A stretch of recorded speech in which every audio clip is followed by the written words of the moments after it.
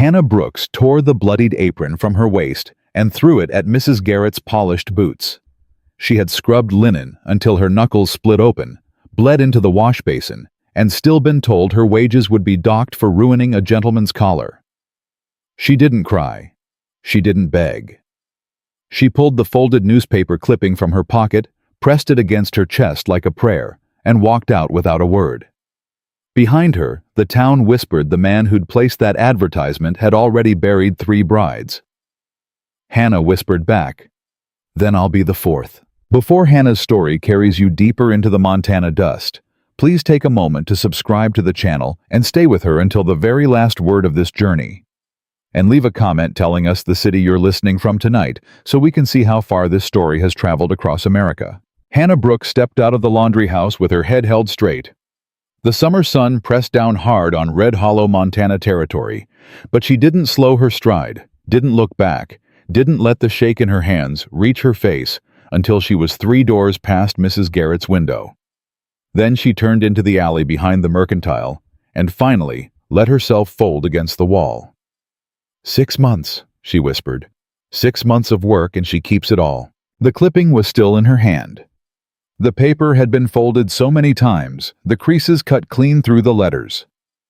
Wife wanted, must work hard. No complaints, no expectations of softness. Inquire at the Whitaker Ranch, Blackwater Ridge. She read it again, slower this time. She read it as if looking for a trick or a warning written in smaller print that she had missed. There was nothing else. Just 5 hard lines and a name the whole town spoke like it was a curse. Whitaker, she said aloud, just to hear herself say it. 2 women passed the mouth of the alley, parasols, angled against the summer glare, voices low and busy. Did you hear another one? Answered the advertisement. Another one. Oh, the poor fool. My husband says the giant broke the last one's arm before she even got through the gate.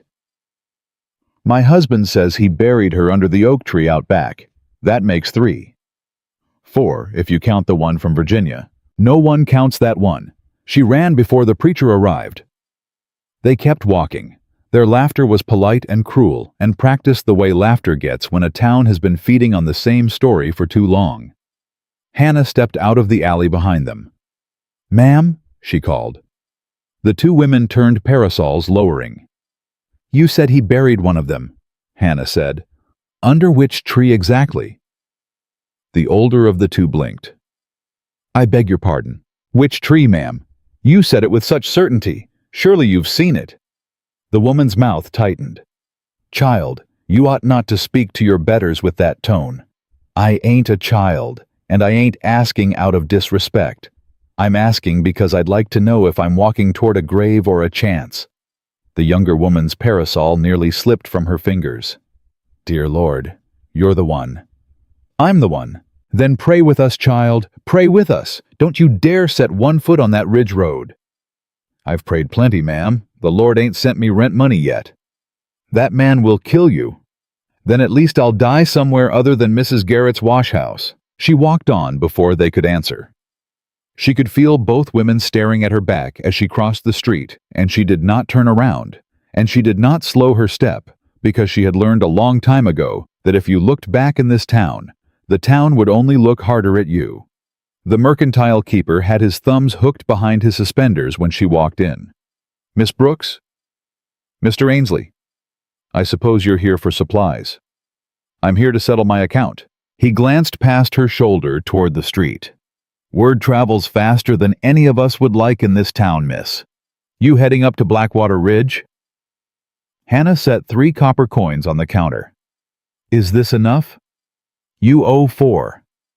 "Then mark me down for the 4th and I'll send it from the ranch." He did not reach for the coins. "Miss, I knew your mother, God rest her. I sold your father his last pair of boots before the fever took him. I've watched you scrub for that woman next door longer than any Christian child ought to. I say this kindly. That cowboy up there ain't right. Ain't right how Mr. Ainsley. He's a giant, miss, near 7 foot tall, shoulders broader than a barn door, hands that could snap a man's wrist without trying, and he don't speak, won't look a Christian soul in the eye. Has he killed anyone in this town?" Well, not in this town exactly. Has he struck a woman?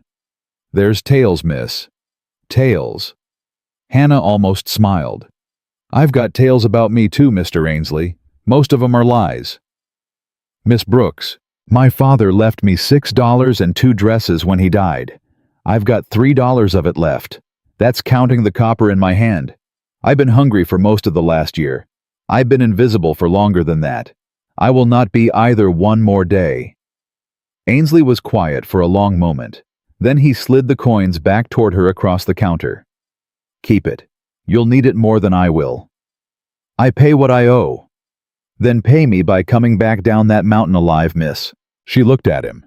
Something in her throat pulled tight, but she did not let it show. I'll come back, Mr. Ainsley. One way or another, I'll come back. God willing. God owes me, sir. She walked out of the mercantile before he could answer. The stage driver was named Jed Halloran, and he did not want her on his wagon. I ain't taking a girl up to Blackwater Ridge, miss. No offense meant. I've got the fare. I don't want the fare. Then I'll walk, Mr. Halloran. It's 20 miles. Then I best start before the sun gets high. He spat tobacco into the dirt. Lord help me. Get on then, and sit in the back. If anyone asks, I'm hauling flour. She climbed up without thanking him. Thanks were something she had learned to ration. They rode out of Red Hollow before the church bells struck noon. The wagon rattled over the ruts, and Hannah sat with her bundle on her lap. 2 dresses, 1 Bible, her mother's silver thimble, and nothing else in the world. Halloran looked back at her twice in the first mile. The third time he spoke. You running from something, miss? Aren't we all? That ain't an answer. It's the only one I've got. He chewed his tobacco for a while, then softer. You know what they say about him? I know what they say. Then you know he ain't never taken a woman off that ranch alive. I know what they say, Mr. Halloran. I'd like to hear what you know. He was quiet for a long stretch of road. When he spoke again, his voice had a different weight to it. Some of it's lies, miss. Some of it ain't. Which part ain't? He is a giant. That part's the truth of the gospel. I seen him once 2 summers back hauling a dead calf across his shoulders like it weighed no more than a sack of flour. He didn't say a word to me the whole time I sat there watching him, just nodded and kept walking. That don't make a man a monster, Mr. Halloran. No, miss, it don't. He drove a little farther before he finished it. I'll tell you something I ain't told the folks back in town. Year before last, my horse broke its leg on this same road, right here about where we're sitting now. Caleb Whitaker come down off his ridge, and he did what had to be done so the horse wouldn't suffer. Did it clean. Quick. Then he rode off without asking for thanks. Now some men in Red Hollow, they call that cold. I call that mercy, and I ain't heard a man in that saloon speak his name fair since. Hannah did not answer for a while. Then she said, Thank you, Mr. Halloran. For what, miss? For telling me something true. Most folks don't. They came up the road to Blackwater Ridge as the afternoon went long. Halloran slowed the wagon well short of the gate. This is as far as I go, miss. I understand. Miss Brooks. Yes, sir. If he looks at you wrong, if you get so much as a chill off the man, you walk right back down this road and I will come for you with my rifle and every man in Red Hollow who still owes me a favor. That's a kind offer. It ain't kind. It's what any decent man would say. Then there's more decent men than this town lets on. He tipped his hat to her. Go on, miss, before I change my mind and drag you back to Red Hollow by the collar. She climbed down with her bundle. The wagon turned. It went back the way it came, and she watched it go until the dust swallowed it, and then she stood alone at the gate with the fence and the long empty road and the house set hard against the ridge. She did not move for a full minute. Hannah Brooks, she said to herself very low, you have walked into worse. Then she walked to the gate, and she lifted her hand, and she knocked it open. He was standing on the porch before she reached the top of the yard. The stories had not prepared her. He stood near 7 feet tall. His shoulders seemed built for carrying mountains. His arms were thick as fence posts. There was a pistol on his hip, and his face was cut hard and still and gave away nothing. He wore no hat. His hair was dark and long enough to curl against his collar. He did not speak. Hannah stopped 10 paces from the porch. "Mr. Whitaker." He said nothing. "I've come about the advertisement." He said nothing. "My name is Hannah Brooks." Still nothing. He looked at her the way a man might look at a hand of cards he had not yet decided to play. She lifted her chin. "Sir, I've rode 20 miles in the back of a flower wagon to stand in front of you. If you don't intend to speak, I'd be obliged if you'd nod me toward the road so I don't waste my evening." Something flickered across his face. It was gone before she could name it. "You read the advertisement." His voice was low, quieter than she had expected. A man that big ought to have had a voice to match. "I read it. All of it. All of it." "Then you know I did not promise you soft." "I ain't come for soft, sir." "You came for what then?" Hannah's hands tightened on her bundle. "I came for work. I came for a roof. I came for a name I can put in front of my own that keeps the wrong sort of men from looking at me twice. And if there's kindness in the bargain, I'll take it. If there ain't, I'll still take the rest." He looked at her for a long, long moment. "You know what they say about me in town." "I know." "Which part did you believe?" "None of it, sir. Not until you give me cause." Something in his jaw shifted. It wasn't a smile. It was smaller and stranger than a smile. "Come up on the porch, Miss Brooks." She walked up. She did not let her hands shake. "Set your bundle down." She set it down. "Look at me." She looked at him. He was taller up close. She could feel the size of him. She could feel how easily those hands could have gone around her throat. She did not step back. "Miss Brooks, if I ever lay a hand on you in anger, you are free to ride out of this gate and never look back, and I will put no man on the road to stop you. That is my word. Do you want it? I want it. Then you have it." He stepped aside. The door behind him stood open. "Supper is cold beans," he said. "I wasn't expecting anyone to come." Hannah let out a breath she had been holding since Red Hollow. "I can warm beans, Mr. Whitaker." "Caleb." "Sir." "My name is Caleb, ma'am." "Caleb." She said it like she was testing it on her tongue. She picked up her bundle. She walked past him through the door, and he closed it behind her with a quiet that surprised her, and he did not follow her in right away. She heard him stay out on the porch, his boots still the ridge wind moving past him. He was, she realized, giving her the room first. She set her bundle on the table. The house was bare. A stove. A table. 2 chairs. A long rifle hung above the door. A tin plate half-eaten set down mid-meal, as if he had heard her wagon from a mile off and forgotten his own hunger. And on the far wall, hung crooked on a single nail, was a small wooden frame. Inside the frame was a child's drawing. Stick figures. 3 of them. A man. A woman. A little one between them holding both their hands. At the bottom in careful crooked letters, Papa and Mama and me. Hannah stood very still. She heard his boots come to the door behind her. She did not turn around. "Mr. Whitaker," she said. "Caleb, is there a child in this house?" He did not answer. "Caleb." "There was," he said. The silence stretched out longer than the miles of road behind her. "There was," he said again, quieter. "And she's been waiting on me to bring her mother home for near on a year now. Every night. Same question. Every night." Hannah turned slowly to face him. He was in the doorway, and for the first time the giant of Red Hollow, the man who'd buried brides under oak trees, the man whose name was a curse, looked not like a giant at all. He looked like a father who had run out of answers. "Mr. Whitaker." Her voice was barely above a whisper. "Where is she? Your daughter. Where is she now?" He did not step into the house. He looked past her shoulder toward a door she had not noticed set into the back wall of the room. "Sleeping." "And her mother." He did not answer that. "Caleb, her mother. Where is her mother?" "I do not know Miss Brooks." You do not know. No, ma'am. I have not known for 341 nights, and my girl has asked me for 341 nights, and I have lied to her every one of them. Hannah set her hand on the back of the chair to steady herself. Mr. Whitaker, the advertisement, the wife. You didn't place it for you. No, ma'am. You placed it for her.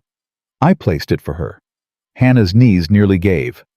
Then why, she said, does the whole town say you buried 3? He looked at her then. And for the first time since she had stepped through his gate, Caleb Whitaker's hard, still face broke not much, not by the measure of a man who had not broken in a long, long time, but enough. Because, Miss Brooks, he said, the first 3 women who came up that road, they saw my size and they heard the stories and they ran before I could tell them about the child. Every one of them.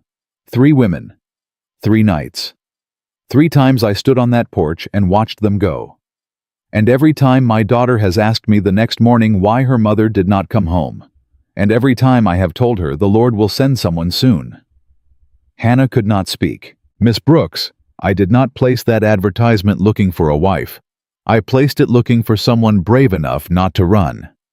From the back of the house past the door, she had not noticed a small voice called out, sleepy, soft, trusting, and impossibly close. Papa, is she here? Is Mama home? Caleb Whitaker closed his eyes, and Hannah Brooks, who had walked 20 miles with $3 and a Bible, who had been called a fool by every woman in Red Hollow, who had been warned by shopkeepers and stage drivers and gossiping wives that this man would put her in a grave. Hannah Brooks set her bundle down on the chair, wiped her hands on the skirt of her dress, and turned toward the little voice in the dark. Yes, sweetheart, she said. I'm here. The little voice came again from the dark room, smaller this time, testing whether the answer had been real. Mama. Hannah took a step toward the door. Her legs did not feel like her own. Caleb, she whispered without turning. What is her name? Emma. How old? 6. Does she know what her mother looks like? No, ma'am. She was barely walking when her mother rode out. Has any woman held her since? No, ma'am. Hannah closed her eyes for a half breath. Lord, give me the right words. There ain't right words for this Miss Brooks. Then give me the wrong ones and I'll try to make 'em do. She walked to the door. She pushed it open slow. A child sat up in the middle of a narrow bed. A rag doll pressed against her chest. Her hair tangled from sleep. Her eyes were the same dark as her father's. She looked at Hannah the way a child looks at a thing she has been waiting on her whole small life, and Hannah felt her chest cave in on itself. Hello, Emma, she said. Are you my mama? Hannah went to her knees beside the bed. She did not reach for the child. She set her hands flat on her own thighs the way her mother had taught her to do when she was trying not to scare a barn cat. No, sweetheart, I ain't your mama. Behind her, Caleb drew a sharp breath. Emma's small face began to fold in on itself. But, Hannah said quickly, I come here to help your papa, and if you'll let me, I'd like to help you too. I can braid hair. I can sew dresses. I can sing the one my own mother used to sing me when the nights got long. And I ain't going back down that road tonight, or tomorrow, or the night after. That much I can promise. Emma stared at her. You ain't leaving. I ain't leaving. The last 3 ladies left. Hannah swallowed. I know, sweetheart. They saw Papa and they said mean things and they rode away. I know. Why didn't you ride away? Hannah looked at her, and she looked at the doll pressed to the child's chest, and she looked at the father standing too big in the narrow doorway behind her. Because, she said, I ain't got nowhere else to be, and I don't intend to find one. Emma considered this with the gravity that only 6-year-olds can summon. Then she slid off the bed, doll and all, and walked right past Hannah to her father, and she lifted her arms the way she must have lifted them 1,000 times. Caleb bent and picked her up. The giant of Red Hollow held the little girl against his shoulder, and his hand was so broad it covered the whole of her back. Papa. Yes, Ladybug. Is she staying for breakfast? If she wants to. She wants to. Hannah almost laughed. It came out closer to a sob. I want to. she said. Emma yawned into her father's neck. Papa. Yes. Her voice is nice. Yes, it is. Put me back in bed. He put her back in bed. He pulled the quilt up to her chin.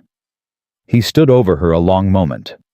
Hannah watched the giant look at the child, and she understood then that every story the town had told her about this man had been a lie. A town told itself because it could not stand the smallness of the truth. When they stepped back into the main room, Caleb closed the child's door behind them and did not speak for a long time. Miss Brooks. Hannah, if it please you. Hannah, I will not hold you to standing at that door and saying what you said. A woman can be kind in the dark and still ride out at sunrise. Mr. Whitaker. Caleb. Caleb, I have been riding out on people my whole life because they rode out on me first. I am tired of it. I'd like to stop. He looked at her a long time. Beans are still cold. Then let's warm 'em. They ate at the bare table with a single lantern between them. He ate like a man who had forgotten that food was a thing a person could enjoy. She ate like a woman who had forgotten when her last full meal had been. Neither of them spoke for a long while, and the quiet was not the brittle quiet of strangers, but the softer quiet of two people who had been alone too long to remember how to fill a room. At length he set his spoon down. There's a room off the kitchen. It was meant for a hired hand. It's got a door that locks from the inside. I'll move your bundle in there tonight. You've thought this through. I thought it through when I wrote the advertisement. 3 times. 4 now. She met his eyes. Caleb, why did you write it like that? No expectations of softness. Any woman with a lick of sense would read that and run for her life. That was the point, Hannah. I don't follow. A woman who reads that and still comes up my road. A woman who keeps walking when the town tells her I'm a murderer. That is the kind of woman strong enough to look at my girl and not flinch. Hannah set her spoon down very slowly. You were sorting us. Yes, ma'am. Like cattle. Like mothers. It landed on her harder than she was prepared for. She had to look down at her plate. Caleb Whitaker. Yes? You are not what they said you were. No, ma'am. But I ain't gentle either. I won't lie and tell you I am. I have done hard things in hard places, and I carry 'em on my shoulders the way some men carry a rifle. You ought to know that before morning. I figured as much. You figured right. The wind moved against the porch. He looked up at it, the way a man looks at a sound he has been listening for without wanting to. Hannah? Yes. There's one more thing I need to say tonight, and then I'll leave you to sleep. Say it. Emma's mother. She did not die. Hannah's hand stilled on the edge of the table. She left. She left. Why? She had her reasons. They were not kind ones. I will tell you the whole of it when you have had more than beans in your belly and more than 3 hours of sleep. But tonight, you ought to know this, Hannah. Somewhere east of here, that woman is still drawing breath. And if she ever comes looking for my daughter, she will have to come through me. And if she ever comes through me, she will have to come through whatever woman stands in this house beside me. Hannah held his eyes. Then you best tell me her name, she said, so I know which rider to shoot when she comes up the road. Caleb did not laugh. But something in his jaw shifted again, the way it had on the porch. Her name, he said, is Margaret, and she did not ride out alone. Who did she ride with? A man named Edward Hale. Hannah had never heard the name before. But she watched the way Caleb Whitaker said it, and she marked it in her memory the way a woman marks the name of the thing that had already started walking toward her house. She slept that night behind a door that locked from the inside, and she did not lock it. Morning came with the smell of fry bread, and when Hannah stepped into the kitchen, she found Emma standing on a stool, both small hands in a bowl of dough, and Caleb at the stove, in a shirt rolled up to his elbows. He was holding a wooden spoon, the way some men hold a pistol, like he was not sure which end to use. Papa's making breakfast, Emma announced. Papa is making a disaster, said Caleb. Papa is trying. Papa has burned the 3rd pan this week. Hannah stepped in and took the spoon from his hand. "Sit down, Caleb." "Ma'am?" "Sit." He sat. It surprised her how quick he did it, the size of him folding into a chair at his own table like a schoolboy. "Emma, sweetheart, show me your dough." "It's got lumps." "Lumps ain't the worst thing a dough can have. Let's you and me fix these lumps together." The child scooted over on the stool to make room. It was the smallest thing. Hannah put her hand on Emma's hand over the dough, and Emma did not pull away, and Caleb watched from the table and did not say a word, and Hannah knew without turning around that the big man was holding his breath. When breakfast was done and Emma was out chasing a hen across the yard, Caleb finally spoke again. "You'll need a dress that don't tear on fence wire." "I've got 2 dresses, Caleb." "You've got 2 dresses that belong in town. You're on a ranch now." "Is that an order?" "It's a fact. I ride into Red Hollow on Saturday for flour and nails. You come with me. There's a widow at the edge of town, Mrs. Ames, who sews working dresses cheap. Saturday is 4 days off. Then you've got 4 days to tell me you've changed your mind." Hannah looked at him across the table. "Caleb Whitaker." "Yes. I ain't changing my mind." "We'll see." She did not change her mind. The first day she learned she could not milk a cow. The cow kicked the bucket clean across the barn. Caleb laughed. It was the first time she had heard him laugh, and it came out rusty like a hinge that had forgotten the shape of itself. The second day she learned she could mend a fence if you gave her enough wire and enough pride. Her hands bled. She did not complain. When he saw the blood on the wire that night, he brought her a pot of lard and a strip of clean cotton, and he said, "Tomorrow you wear gloves, Hannah." And she said, "Tomorrow I'll have calluses." And he looked at her like he had not expected her to answer that way. The third day, she learned that Emma, who had not spoken more than 10 words at a time in a year, would not stop talking. "Miss Hannah, do you know why horses sleep standing up?" "I don't, sweetheart." "Papa says it's because they're always ready to run." "Miss Hannah, do you know why roosters crow in the morning?" "Why, honey?" "Papa says it's because they forgot what happened yesterday and they're happy to be alive again." "Your papa is wise." "Papa is sad." Hannah stopped with the milk pail in her hand. "Why do you say that, Emma?" "Because he smiles with his mouth but his eyes stay tired." Hannah looked across the yard at Caleb, who was bent low over a broken plow, the sun on the back of his neck. "I know, sweetheart," she said quietly. "I see it too." On the 4th day, the first rider came. He came up the road in a fine hat and a finer coat, a man too clean for a working day, and when he swung down off his horse at the gate, he did it the way a man dismounts in front of a house he believes he has the right to enter. Whitaker. Caleb was in the barn. He came out slow, wiping his hands on a rag. Whitmore. "I heard a rumor. Folks talk." "The rumor is you finally got yourself a wife." "The rumor is early." The man at the gate was tall. Not as tall as Caleb. But his shoulders were wide, and his smile was the kind of smile men wear when they believe a smile has ever won them anything. He turned his eyes on Hannah. "Ma'am." "Sir?" "My name is Charles Whitmore. I own the W 3 Ridges East. I am a neighbor of sorts." "Miss Hannah Brooks." "Brooks. Brooks. I don't believe I've heard the name in Red Hollow." "You wouldn't have, sir. I wasn't the kind of girl that folks learned the names of." Whitmore's smile did not change, but something behind it did.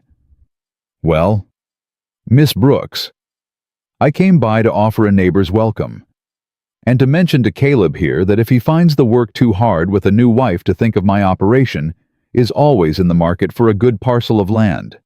Caleb did not move. "You've been trying to buy this ranch for 3 years, Whitmore, and I'll try for another 3, my friend." "I ain't your friend, Whitmore." "No, you are not." Whitmore turned his hat in his hands. "But I will say this, since a woman stands here. A ranch is a heavy thing for a man alone, and the country is fuller of wolves than it used to be. Wolves. Wolves, among other things." "What other things, Mr. Whitmore?" Hannah asked before she could stop herself. The man tipped his hat at her. "Ma'am, a stranger came through my camp last week, asking after a Miss Margaret Whitaker. Tall fellow, well-dressed, Eastern accent. I told him I did not know the lady. But I thought your husband ought to know that somebody does." Hannah felt the ground tilt under her boots. Caleb did not speak. He did not move. But something in him had gone very still, the way a man goes still when he is counting the rounds in a pistol without looking at it. "Good day to you, Miss Brooks. Good day to you, Caleb." Whitmore swung back up onto his horse and rode off, and the dust of him hung in the air for a long time after he was gone. Hannah waited until the road was empty before she spoke. "Caleb?" "I heard him. Edward Hale. Could be.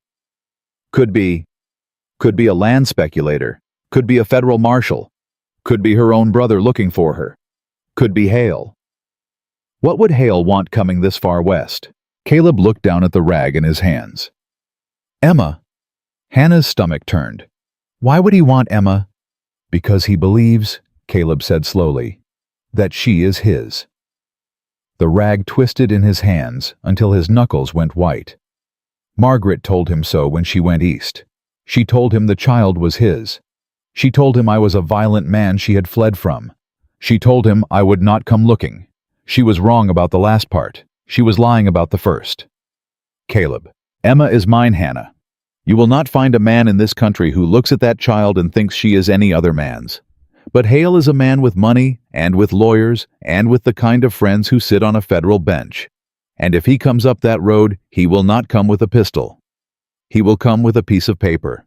And a piece of paper in this country will take a child faster than a bullet will." Hannah set her hand on the fence rail to keep from swaying. "Caleb Whitaker, how long have you known he was coming?" "I have known he might come for 342 days. "And you advertised for a wife?" "Yes." "Because a judge will not take a child from a married home as easy as he will take one from a widower." "Yes." "Caleb." "Yes." "That is a cold reason." "It is the reason a man has when he has run out of reasons that are warmer." She looked at him a long time.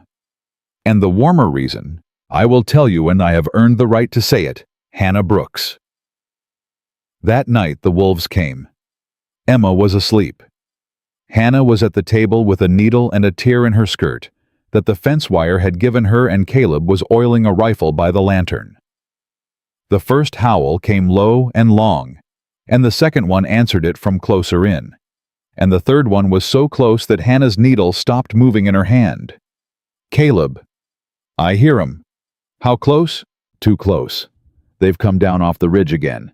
Whitmore wasn't lying about that much." "How many?"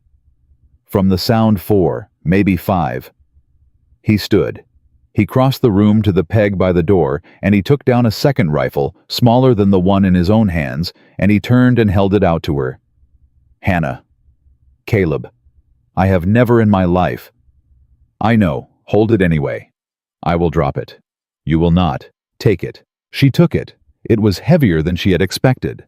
He stepped behind her and set his hands over hers, and for the first time his hands on her were not careful. They were quick.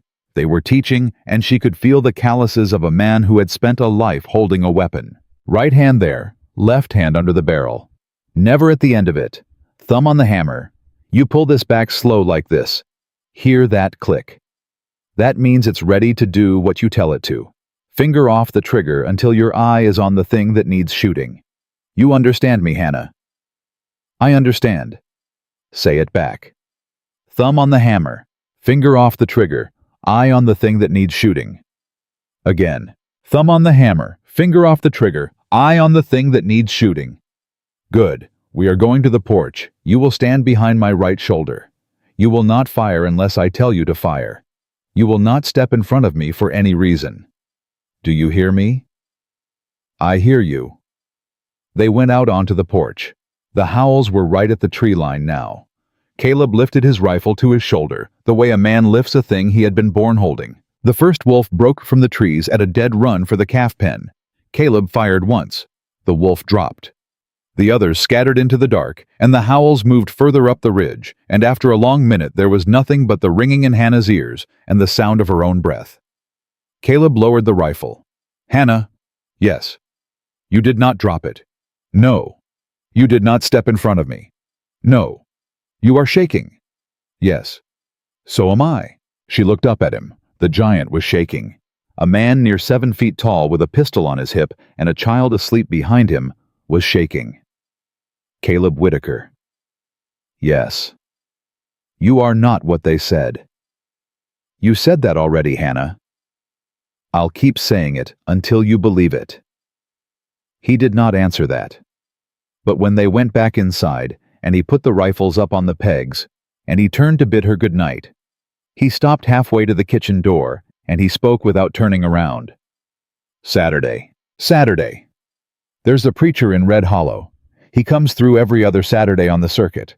If a man and a woman stand in front of him with witnesses, he will write their names in a book and sign it, and the county will recognize the marriage by sunset." Hannah's breath went out of her. "Caleb." "I am not asking out of tenderness, Hannah. I am asking because a man with a piece of paper is riding west, and I mean to have a piece of paper of my own when he arrives. I know why you're asking. Do you know the rest of it?" "What rest?" He turned. The lantern was low. His eyes were tired and dark and honest. "I am asking because in 4 days you have done what 3 women before you would not do. You have looked at my daughter and you have not flinched. You have looked at me and you have not run. You have put your bleeding hands on a fence and you have not cursed my name." Hannah Brooks. "I ain't a soft man. I cannot promise you the things a softer man could. But I can promise you that if you stand beside me in front of that preacher, there will not be a day of my life when I do not stand beside you in return. That is all the tenderness I have got. I am setting it on the table for you." Hannah felt the tears come, and she did not stop them. She had stopped them for a long time. She was done stopping them. Caleb Whitaker. "Yes? Is that a proposal? It is the only one you are going to get from me." "Then the answer is yes." "Say it slower, Hannah. I would like to remember it." "The answer is yes, Caleb." He did not come to her. He did not reach for her. He nodded once the way a man nods when a long weight has come down off his shoulders, and then he said very quiet, "Good night, Hannah Brooks." And he went out to the barn to sleep because the house was hers for one more night before it was his again too. Saturday came hot. Red Hollow was already buzzing by the time the wagon rolled in. Word had gone ahead of them. It had gone ahead of them on every tongue, in every store, and every church pew, because that is what a town does when it has been telling itself a story for 3 years, and a stranger rides in to rewrite the ending. Mrs. Garrett stood on the wooden sidewalk with her arms folded. "Hannah Brooks, you come back to your senses at last, child." "No, ma'am. I come back for a preacher." "You are going to marry that man." "I am, ma'am." "In front of God." "In front of God and in front of you, Mrs. Garrett, and in front of every mouth in this town that ever told a lie about a good man." Hannah Brooks. "Yes, ma'am." "You were a quiet girl." "I got tired of being quiet, ma'am." The preacher was a thin man named Reverend Hollis, and he had known Hannah's mother, and when he opened his black book on the steps of the little wooden church, he looked at her with something close to an apology in his eyes. "Miss Brooks, are you standing here of your own free will before God?" "I am." "Mr. Whitaker, are you standing here of your own free will before God?" "I am." "Is there any man or woman in this town who knows a lawful reason these two should not be wed?" The street was quiet. Then a voice came from the back of the crowd. "I know one." Every head turned. A man stepped forward out of the Saturday crowd in a long, dark coat and a tall, clean hat. He was handsome the way a knife is handsome. His accent was Eastern. His boots were too new for Red Hollow. He tipped his hat at Hannah first, not at Caleb, and he smiled the smile of a man who had rehearsed this moment in a mirror. "My apologies, Reverend. My name is Edward Hale. I have ridden a considerable distance. I have business with Mr. Whitaker and with the child in Mr. Whitaker's household, and I was hoping to conclude that business before any new vows complicated the matter." Hannah felt Caleb's hand close around hers. It was the first time he had ever reached for her. His grip was steady and quiet, but she could feel the shake underneath it, and she knew he was not shaking from fear. "Reverend Hollis," said Caleb, without taking his eyes off the man in the coat. "Yes, Caleb." "Read on." "Are you certain?" "Read on, Reverend. I will deal with the gentleman after my wife has her name." Hollis looked once at Hannah. Hannah looked once at the stranger. Then she turned to Caleb, and she lifted her chin the same way she had lifted it on his porch 4 nights before. "Read on, Reverend," she said. "I ain't waited 23 years on a name just to lose it to a man in a clean hat." The preacher read on, and every word of it Hannah heard over the sound of her own heart and the hard, hot knowledge that the man at the back of the crowd was watching her and smiling and counting. Reverend Hollis's voice moved steady through the vows. Hannah heard them. She said yes, where she was meant to say yes. Caleb said yes, where he was meant to say yes.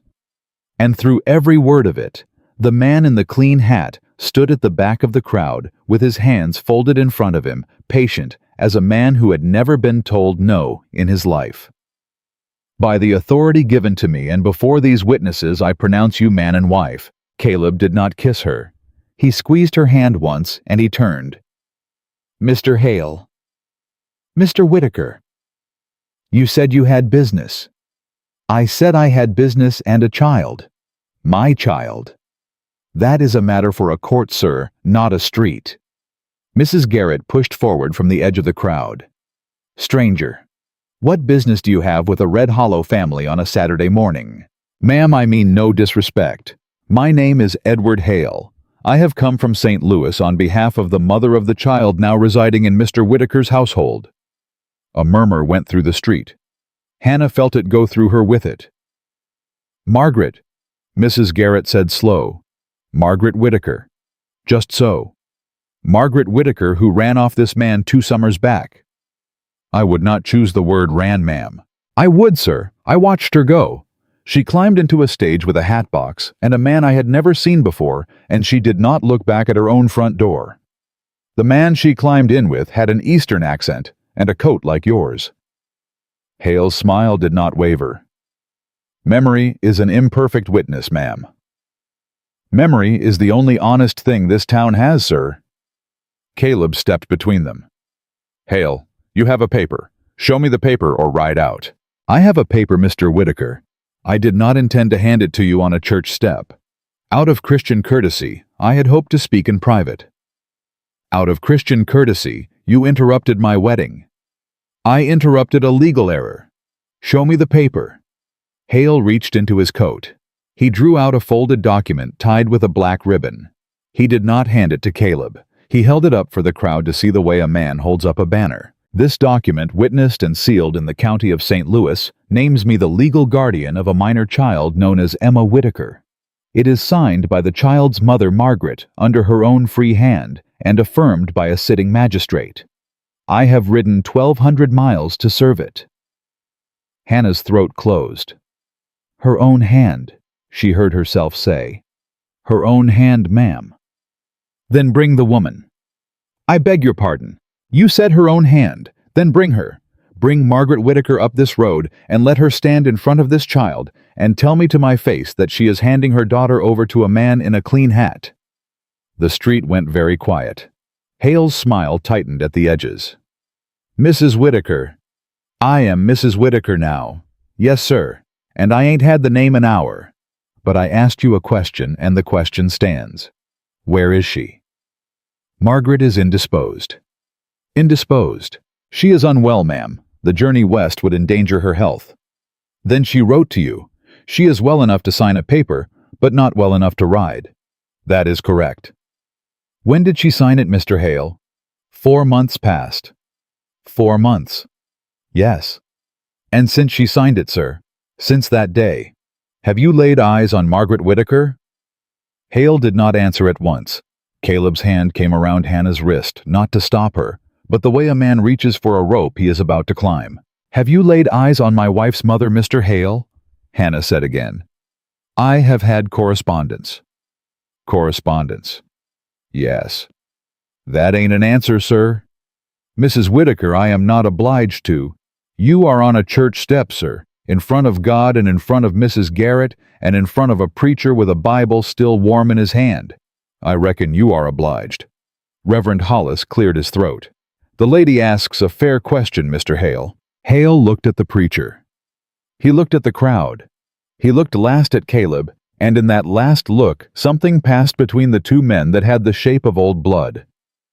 "I have not seen Margaret Whitaker in 3 months," he said. "She writes to me from a boarding house in Kansas City. She is in delicate health. She cannot travel. She has entrusted the matter of the child to my hand." "A boarding house in Kansas City," Caleb said. "Yes." "Name of it?" "I do not see the relevance." "Name of it, sir." "The Wentworth." "The Wentworth." "Yes." Caleb nodded once slow. "Reverend Hollis." "Yes, Caleb. My wife and I are going home. This man can take his paper to the county seat and file it there in front of a judge, in front of a lawyer, in front of any man who wears a badge. He will not be serving it on my porch. He will not be speaking to my daughter. If I find him on my land before a court day is set, I will treat him the way I treat any man who walks uninvited through my gate." "That is a threat, Mr. Whitaker," said Hale. "That is a fact, Mr. Hale. I have witnesses. I have a town." Caleb looked once slow across the crowd. Mrs. Garrett met his eye, and for the first time in 3 years, she nodded back. Then he turned, and Hannah turned with him, and they walked to the wagon without another word. Hannah did not speak until they were past the last house in Red Hollow. "Caleb." "Yes." "The Wentworth is not a boarding house." "I know. My uncle stayed in Kansas City 2 winters. He said the Wentworth is a gentleman's hotel." "I know. A woman in delicate health does not live in a gentleman's hotel." "No, Hannah, she does not." "Then where is Margaret?" He did not answer for a long stretch of road. The horses pulled steady. The wind moved through the grass. "I do not know," he said at last. "And I am afraid of what I do not know." "You think she is dead?" "I think a man who has not seen a woman in 3 months does not ride 1,200 miles for her child unless something has changed about the woman." Hannah pressed her hand against her mouth. "Caleb Whitaker. Yes. That man means to take Emma and tell a judge her mother is gone. I believe he does. And he has a paper. He has a paper. And we have a marriage that is 1 hour old, and a ranch that has not turned a profit in 2 years, and a rifle in each other. That ain't nothing." "No, Hannah, it ain't nothing, but it ain't a courtroom either." They came up to the ranch as the sun dropped. Emma was on the porch with the rag doll, and she ran down the steps before the wagon had fully stopped, and she threw herself at her father's legs, the way only a child who had been sure her father would not come home can throw herself. "Papa? Ladybug. Is she Mama now?" Caleb lifted her up. "She is Hannah. And she is your papa's wife. And she is staying." "Is she my mama?" Hannah climbed down from the wagon. She walked to them. She set her hand on the child's back light. "Sweetheart, I ain't the one who made you, but if you want me, I am the one who will stay." Emma reached for her without a word. Caleb passed the child into Hannah's arms, and Hannah took her, and the weight of the little body settled against her shoulder the way a thing settles into the place it was always meant to go. That night, Caleb slept in the barn again. Hannah did not ask him to come inside.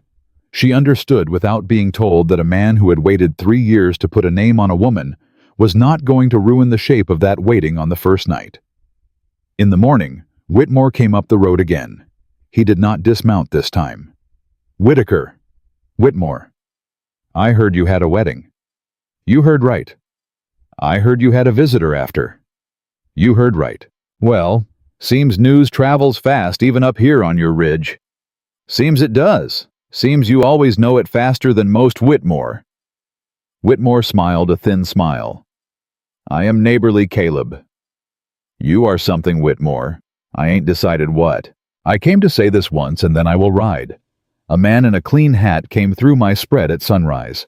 He asked me the shortest road to the county seat. He asked me the name of the circuit judge. He asked me if I would be willing to testify that the child on your ranch has at times been heard crying. Hannah's hand closed on the porch rail. And you said, Whitmore, I said, Miss Brooks, that I am a ranching man and not a man of courts. I am Mrs. Whitaker, sir. Forgive me, Mrs. Whitaker. I meant no slight. What else did you say to him? I said nothing else. But I will say something to you, Caleb. You will need a lawyer. You will need one by Tuesday. The circuit judge sits Tuesday in Miles City, and that is where your man is riding. Miles City is 3 days by horse. Then you had better not sleep long. Caleb looked at him a long moment. Whitmore, why are you telling me this? Because I do not like the man in the hat, Caleb. You have wanted my land for 3 years. I have, and I will want it next year, but I will want it fair. I will not want it handed to me by an Eastern stranger who took a child off a ranch to get it. That is the first decent thing you have ever said to me, Whitmore. Do not grow accustomed to it. He turned his horse and rode. Hannah watched the dust of him go. Caleb, I know. You do not have 3 days of money. I know. You do not have a lawyer. I know a man. Where? Miles City. His name is Samuel Green. He was a captain in my regiment during the war. I have not seen him in 10 years. He owes me a debt I have never called. Then call it. I am going to. When? Tonight. I will ride tonight. Hannah set her hand on his arm. You will not ride tonight, Caleb. Hannah, you will ride at dawn. You will eat a meal. You will kiss your daughter goodbye. You will leave your wife with a rifle and a plan. And then you will ride, and you will not ride tired. Do you hear me? He looked down at her hand on his arm. Yes, ma'am. Good. Hannah. Yes. You called yourself my wife just now. I did. I will remember it all the way to Miles City. The storm came that evening, the way summer storms come on the plains all at once and all the way. The sky went the color of a bruise, and the rain came sideways, and the horses screamed in the corral, and the wind tore a board off the barn roof. Caleb was up on that barn with a hammer in his teeth, and Hannah was holding the ladder with both arms braced against it, and Emma was on the porch with her hands over her ears, and the three of them were working like people who had been working together for a lifetime. When the board was back on, Caleb came down the ladder, 2 rungs at a time, and his hair was soaked, and his shirt was soaked through, and he stopped at the bottom, and he looked at Hannah, and Hannah looked at him. She did not plan it. She reached up. She set her hand on the side of his wet, tired, exhausted face. He went very still under her hand. Hannah. Caleb. You are going to kiss me. I reckon I am. You do not have to. I know I do not have to. That is why I am going to. He bent. He was so tall that he had to bend a long way, and when his mouth met hers, it was nothing like a poem and nothing like a storybook. It was a working man's mouth, warm and rough and honest, and it held hers for 2 breaths and then 3. And when he pulled back, he pressed his forehead against hers. Hannah Brooks. Hannah Whitaker. Hannah Whitaker. He said it like a man testing the weight of a thing. I do not deserve to put a name on you. You did not put a name on me, Caleb. I took one. He closed his eyes. I will be back from Miles City in 6 days. I will be here when you come back. Promise me. I promise you. Promise me again. I promise you again, Caleb Whitaker. I will be here. Emma will be here. The ranch will be here.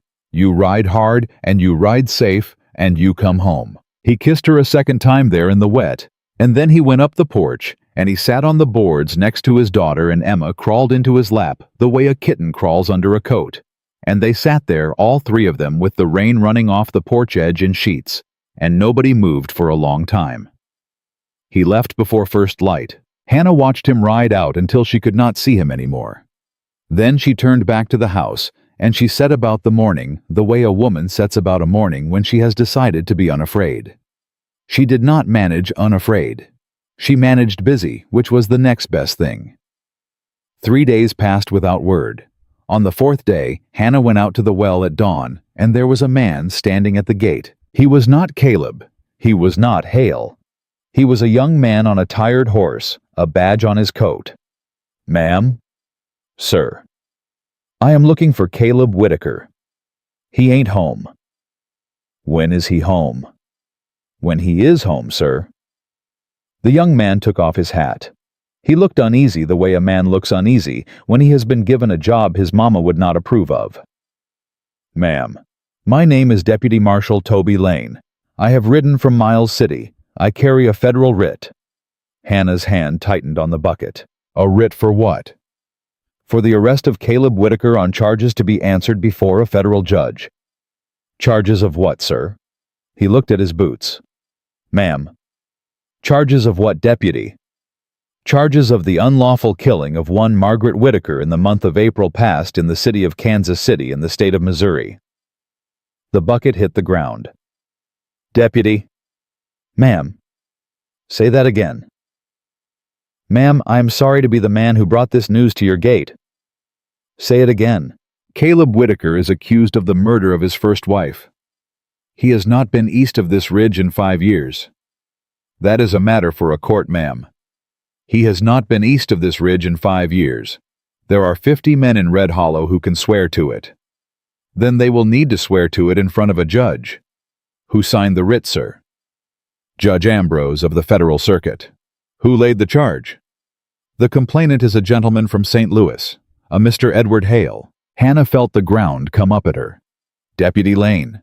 "Ma'am." "Hale has told you that Caleb killed Margaret." "Hale has sworn an affidavit, ma'am. He has produced a letter in which Margaret wrote that she feared for her life. He has produced witnesses in St. Louis who will swear she spoke of her husband's violence. He has produced a body." "A body?" "A woman's body, ma'am. Pulled from the Missouri River in April. Identified by Mr. Hale as the late Margaret Whitaker." Hannah could not speak. "Ma'am, I do not know your husband. I do not know the gentleman from St. Louis. I am a deputy. I serve paper. I carry men. I do not decide who is guilty and who is not. That is not my office."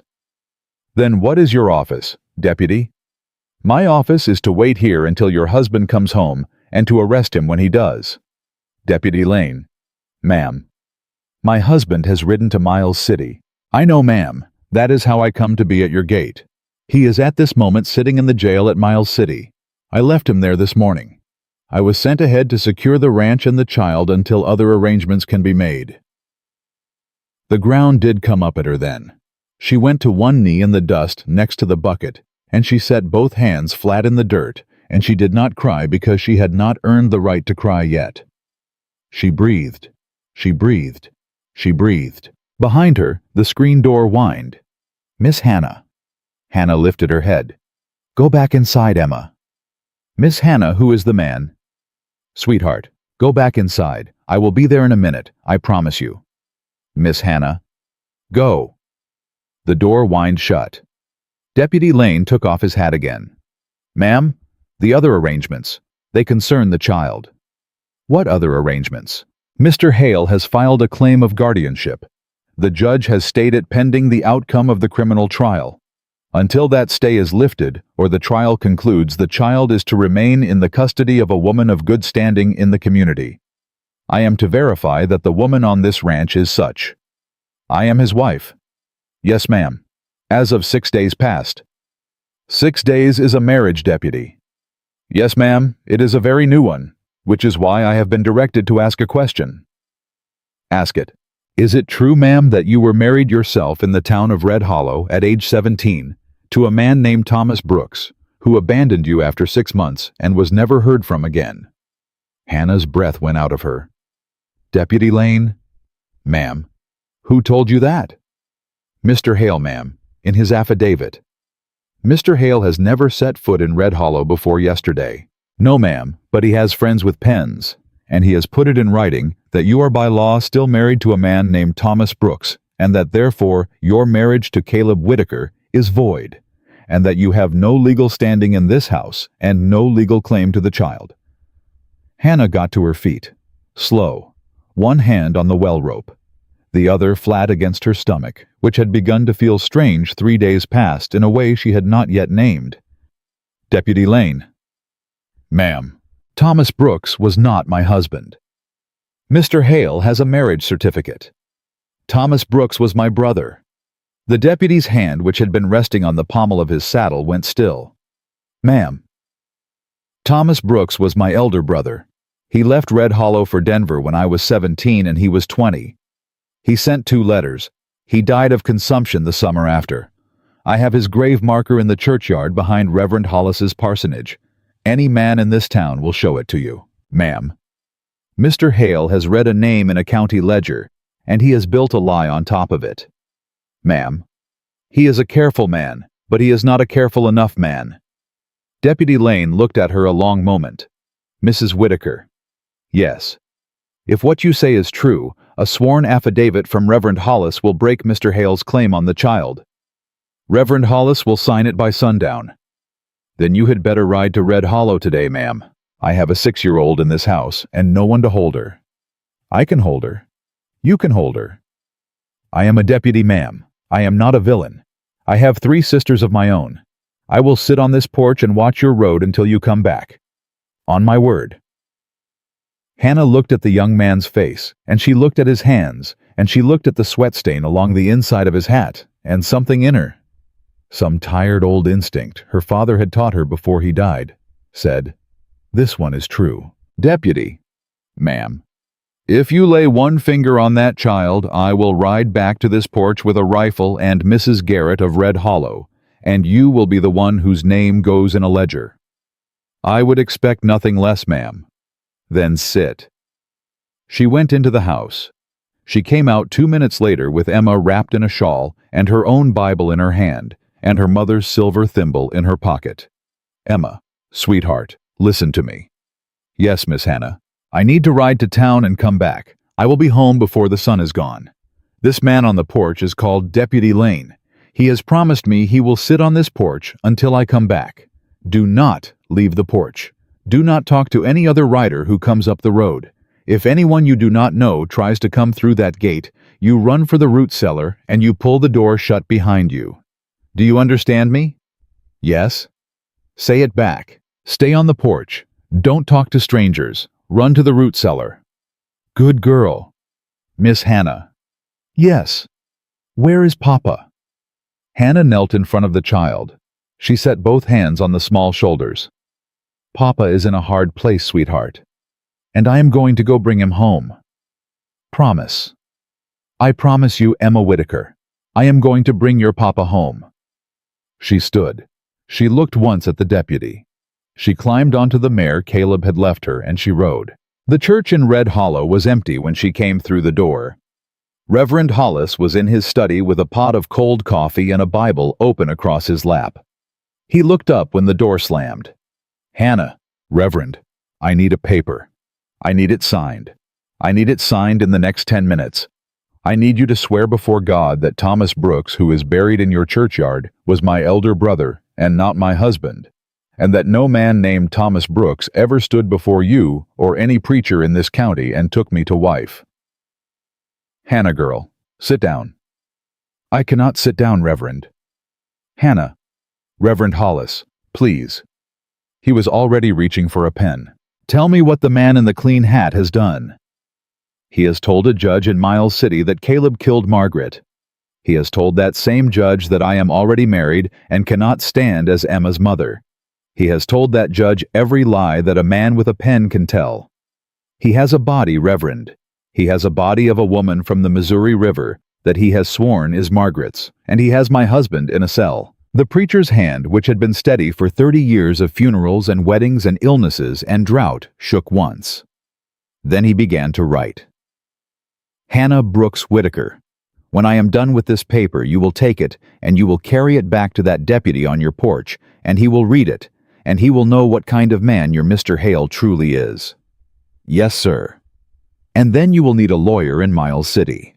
Caleb has a man there, a captain from the war. His name is Samuel Green. Hollis paused over the paper. Hannah, there is something you should know. What, Reverend? Samuel Green rode through this town 2 weeks ago. 2 weeks ago. He had coffee at the Mercantile. He asked after Caleb Whitaker. He rode on west toward Miles City the same morning. 2 weeks ago. Yes. Hannah set her hand on the back of a pew. Reverend? Yes, Hannah. Mr. Hale has known that Caleb would ride to Miles City for a lawyer. Yes, Hannah. Mr. Hale has known every step your husband has taken for 2 weeks. Then the ride to Miles City was a trap. Yes, child. I believe it was. Hannah looked down at the unsigned paper on the preacher's desk. She looked at her own hand holding the edge of the pew.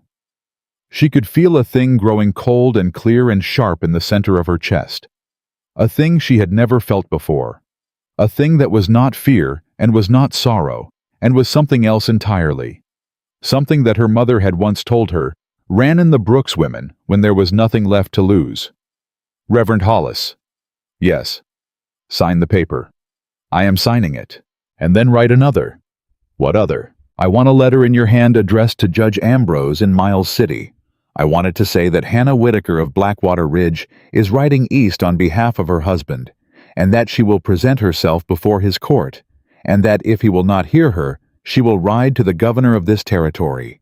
And if the governor will not hear her, she will ride to Washington itself. I want you to write that I am coming, Reverend. I want Mr. Hale to read it before I arrive. The preacher looked up at her. He looked at her a long time. Then he dipped his pen. Yes, Mrs. Whitaker, he said. I will write that he is coming for you.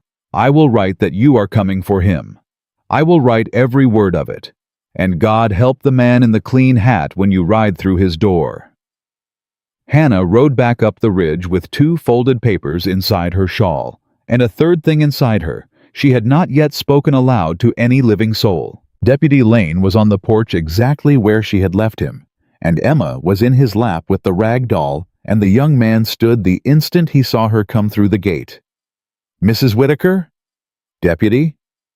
Did you get what you rode for? I got more. She climbed down.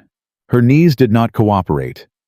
Lane reached for her arm to steady her, and she let him because pride was a luxury for women who were not pregnant and not widowed in the same sunrise. Read these, she said, and pressed the papers into his hands. He read the first one through twice. He read the second one with his hat off.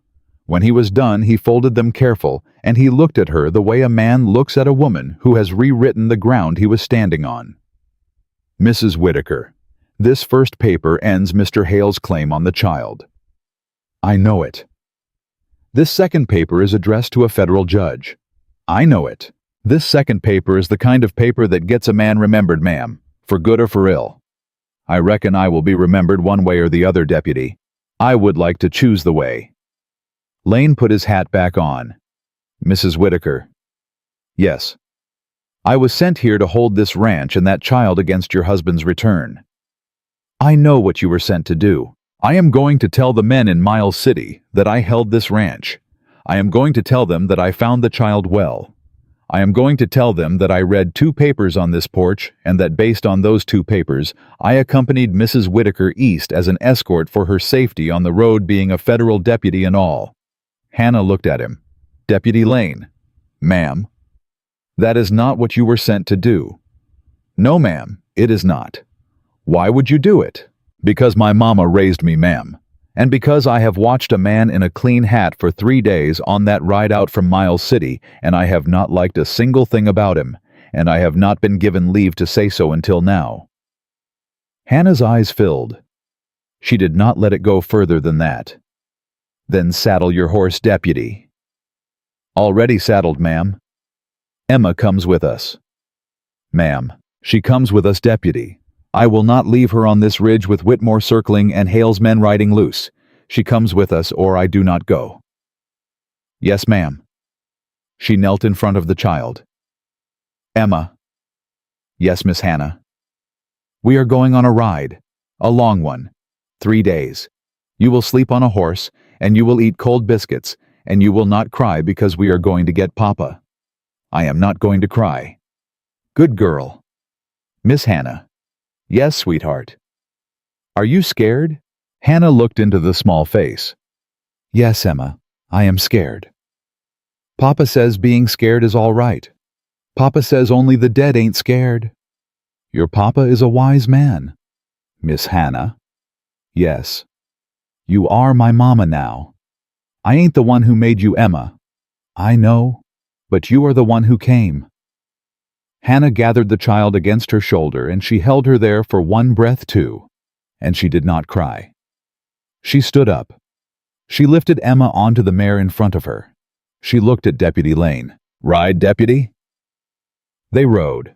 The first night they camped in a dry creek bed, and Emma slept between them with the rag doll wedged under her chin. Lane took the first watch.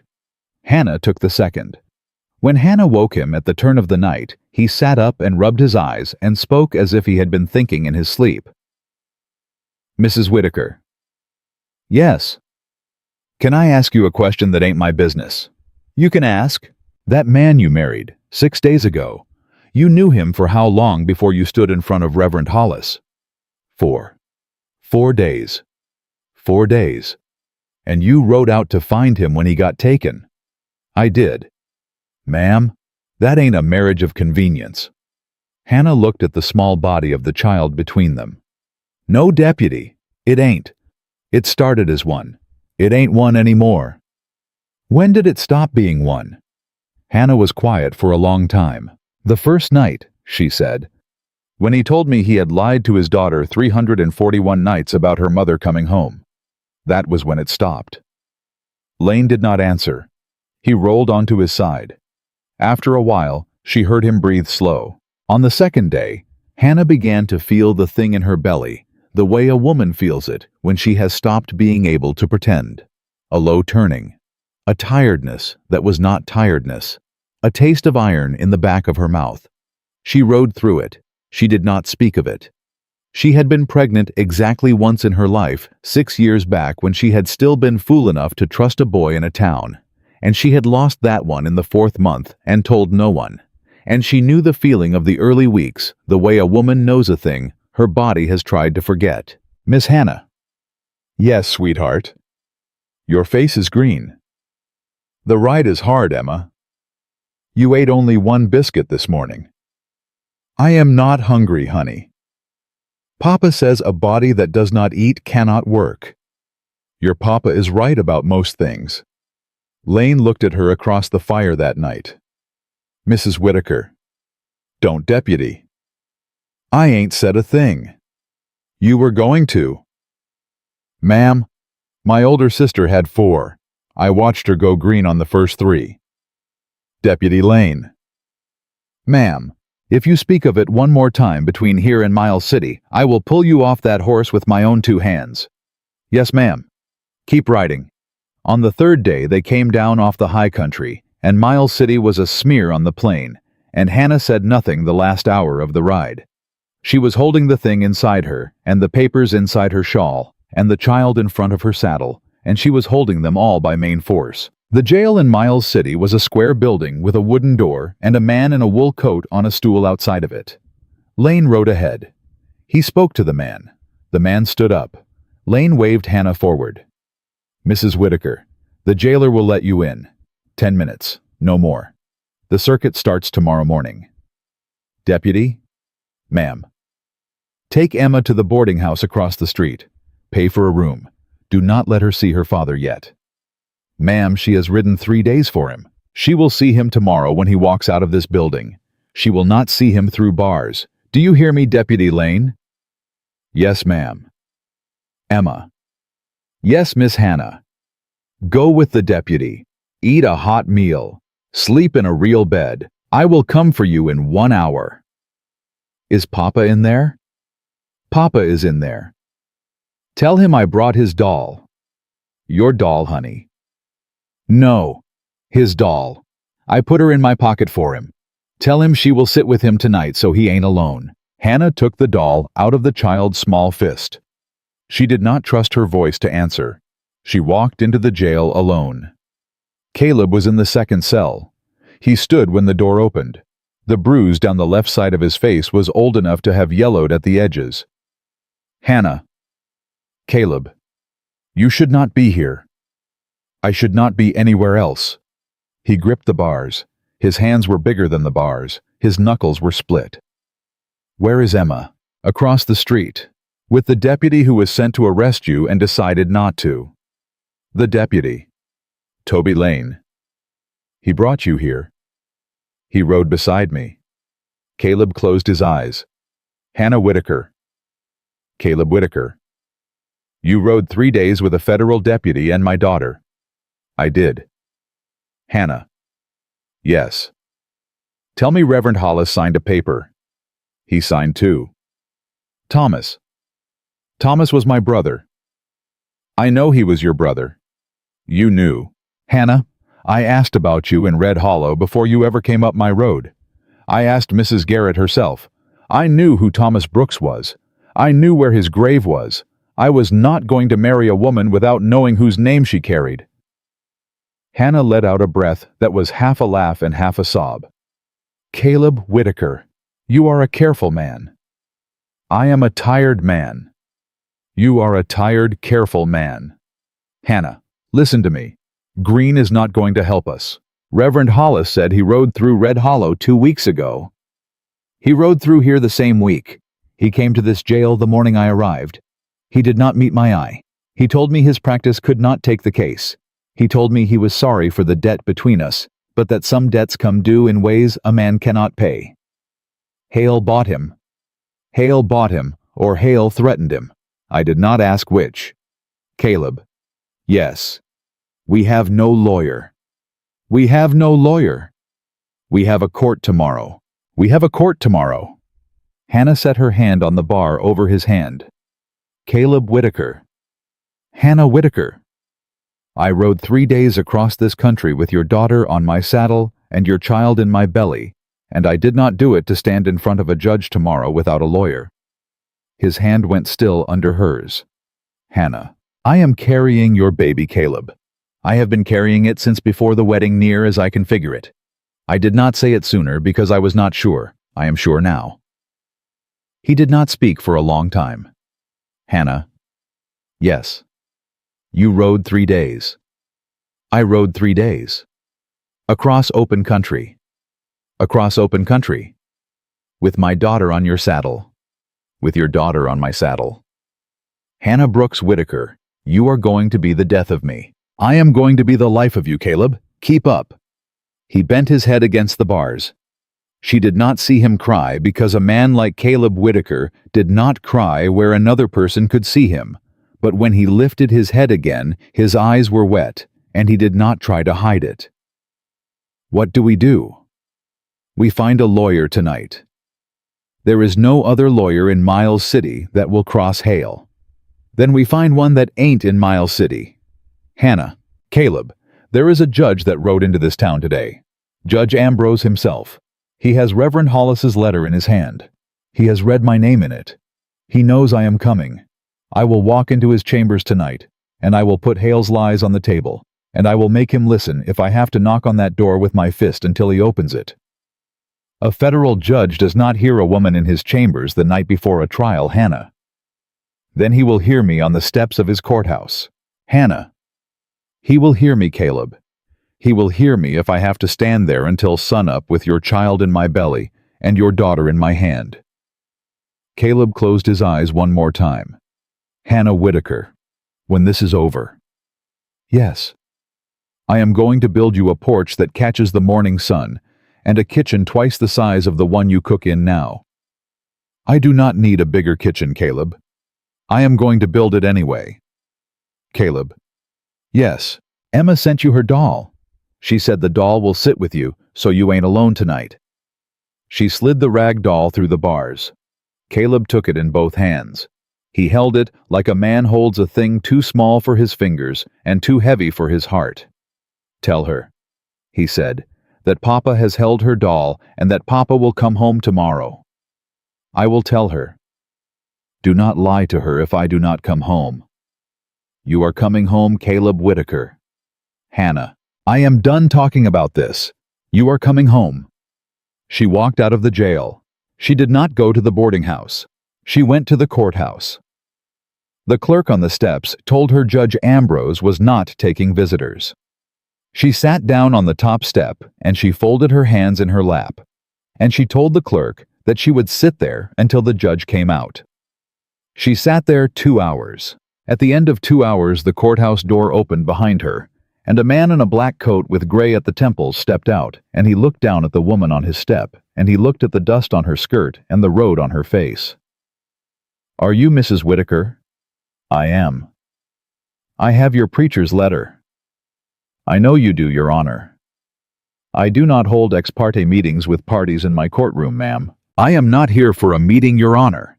I am here because there is a man in your jail who did not kill his wife, and there is a child across the street who thinks her papa is coming home tomorrow, and I am carrying his baby, and I could not sit in a boarding house another hour."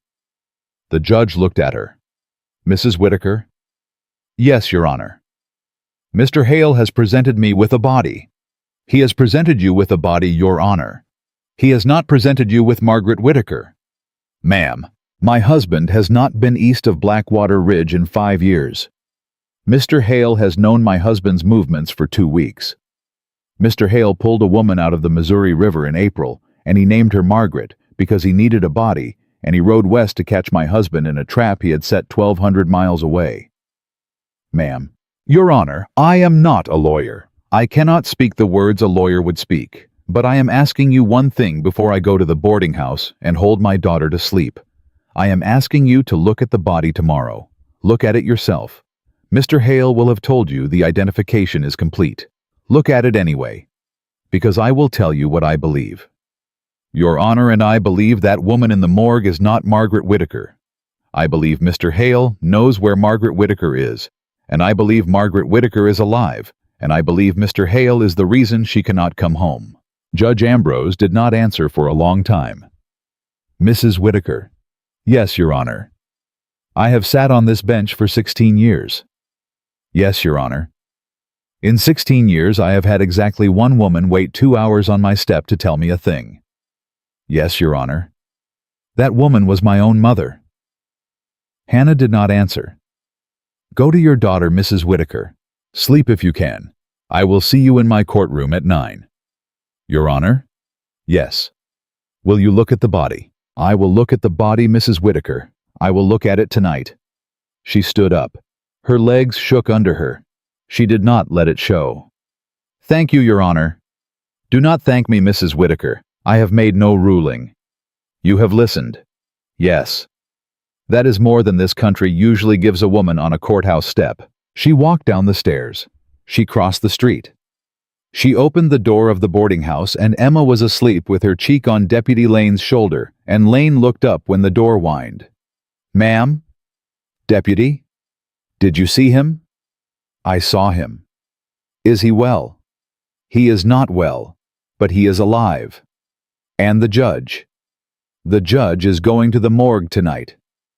Lane let out a breath. "Ma'am, if the judge goes to the morgue tonight, and if what you believe is true, if what I believe is true, Deputy, then Mr. Hale is going to ride out of Miles City before sunrise.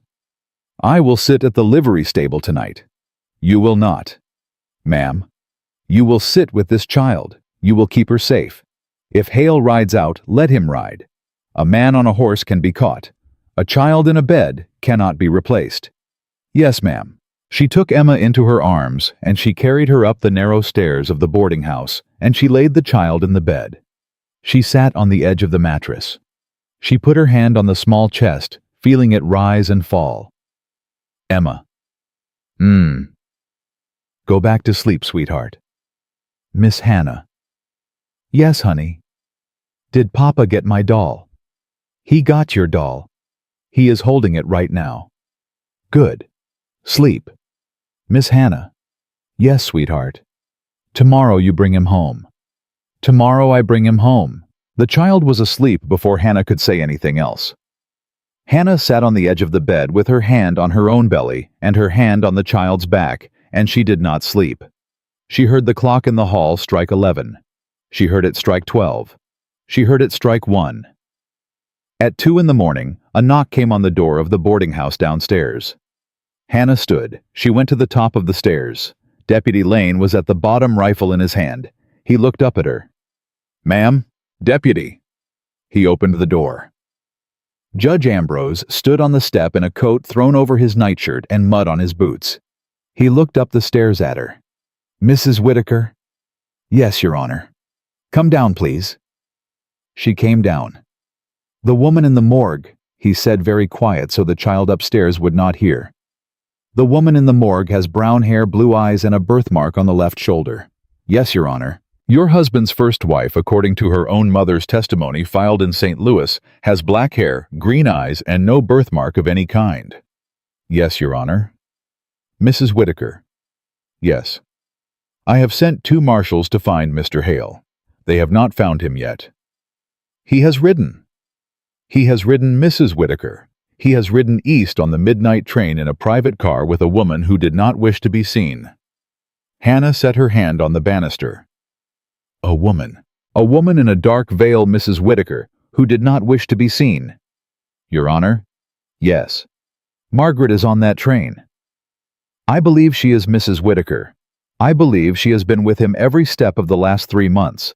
I believe he has brought her west with him, and I believe he intended to present her under a different name only if his case in my courtroom began to fail." Hannah sat down on the bottom step. "Your Honor?"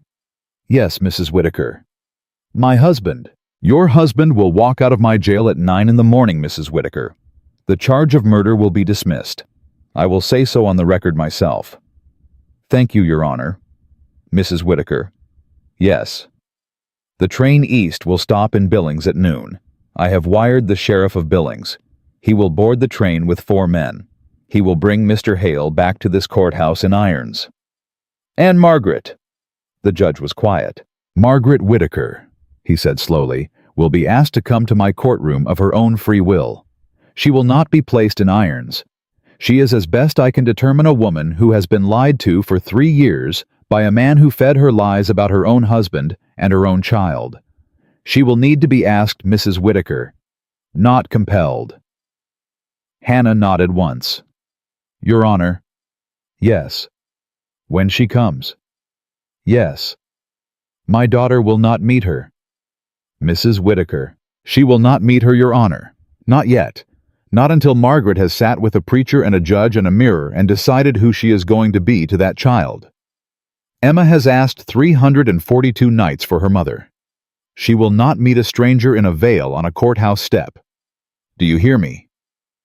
The judge looked at her a long moment. "I hear you, Mrs. Whitaker. Good. Go upstairs. Sleep if you can. I will see you at 9. He walked back out into the Miles City dark. Hannah climbed the stairs. Emma was still asleep. Hannah lay down beside her on top of the quilt, still in her riding boots, and she set her hand on the child's back one more time. She did not sleep. She waited for 9 o'clock. And in the waiting, she understood in a way she had not understood even on the courthouse step that the hardest part of this story was not behind them, and it was not in the jail across the street, and it was not on the train pulling east through the Montana dark. The hardest part was sitting in a private car in a black veil, listening to the wheels, wondering what kind of woman she was going to choose to be when they put her off the train in Billings at noon. 9 o'clock came. Hannah had not slept. Emma had slept, and the child woke with the sun on her face, and the first thing she said was, "Is it today?" "It is today, sweetheart." "Is Papa coming home?" "Papa is coming home." "Miss Hannah?" "Yes." "Can I put on my good dress?" "You can put on your good dress, Emma Whitaker."